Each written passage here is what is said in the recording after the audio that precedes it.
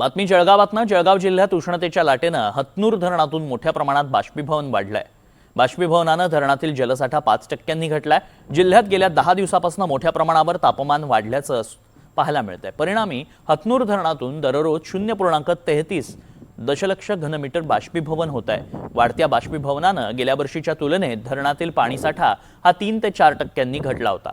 मे आणि जून महिन्यातही धरणातून मोठ्या प्रमाणात बाष्पीभवन होण्याचा अंदाज व्यक्त केला जात असल्यानं पुढील काळात धरणावर अवलंबून असलेल्या गावांमध्ये पाणी टंचाई निर्माण होण्याची शक्यता वर्तवली जाते। याबाबत हतनूर धरणावरून आढावा घेतला आमचे प्रतिनिधी मंगेश जोशी यांनी। जळगाव जिल्ह्यात गेल्या 10 दिवसापासून उष्णतेची लाट पसरली असून जिल्ह्याने 45 अंश सेल्सिअस तापमानाचा टप्पा हा गाठला आहे। वाढत्या तापमानामुळे जनजीवनावरती देखील मोठ्या प्रमाणात परिणाम हा जाणवत असला तरी दुसरीकडे धरण तलाव या ठिकाणी देखील मोठ्या प्रमाणात पाण्याचे बाष्पीभवन देखील वाढले आहे। आपण आहोत जळगाव जिल्ह्यातील सर्वात मोठे पाणलोट क्षेत्र असलेल्या हतनूर धरणावर। खरं तर हतनूर धरणामध्ये देखील वाढत्या तापमानामुळे मोठ्या प्रमाणात पाण्याचे बाष्पीभवन होत असून सुमारे 5% जलसाठा जो आहे हा बाष्पीभवनामुळे जो आहे हा कमी झाला आहे।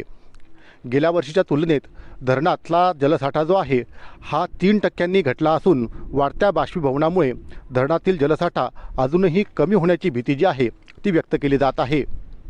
हतनूर धरणावरती खरं तर जळगाव असेल, भुसावळ असेल यासह विदर्भातील काही गावांमध्ये पाणीपुरवठा हा केला जातो।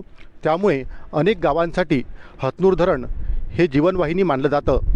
गेल्या वर्षी झालेल्या मुसळधार पावसामुळे हतनूर धरण जे आहे हे पूर्ण 100% क्षमतेने भरले होते। मात्र धरणातून सिंचनासाठी तर काही पिण्याच्या पाण्यासाठी वापर झाल्यामुळे धरणात जे आहे सुमारे गेल्या महिन्याभरापूर्वी 60% जलसाठा हा शिल्लक होता। पण वाढत्या तापमानामुळे मोठ्या प्रमाणावरती जलसाठ्यावरती परिणाम होत असून सद्यस्थितीत धरणात जे आहे 40.5% जलसाठा हा शिल्लक आहे। 0.33 दलघमी दररोज बाष्पीभवन जे आहे या धरणातून होत असल्याची नोंद ही पाटबंधारे विभागाकडे करण्यात आलेली आहे। मे आणि जून या 2 महिन्यात देखील मोठ्या प्रमाणात तापमान जे आहे हे जिल्ह्यात कायम राहणार असल्याचा अंदाज हवामान तज्ज्ञांनी वर्तवला आहे। त्यामुळे पुढील 2 महिन्यात मोठ्या प्रमाणात पाण्याचं बाष्पीभवन होऊन धरणातील जलसाठा हा कमी होण्याची भीती व्यक्त केली जात आहे। एकंदरीतच धरणातील जलसाठा हा कमी झाल्यास पुढील काळात हतनूर धरणावर अवलंबून असलेल्या गावांमध्ये मात्र पाणी टंचाई निर्माण होण्याची देखील भीती व्यक्त केली जात आहे। त्यामुळे आतापासूनच प्रशासनाने पाण्याचं काटेकोरपणे नियोजन करण्याच्या सूचना या संबंधित विभागाला दिल्या आहेत। मंगेश जोशी, NDTV मराठी, जळगाव।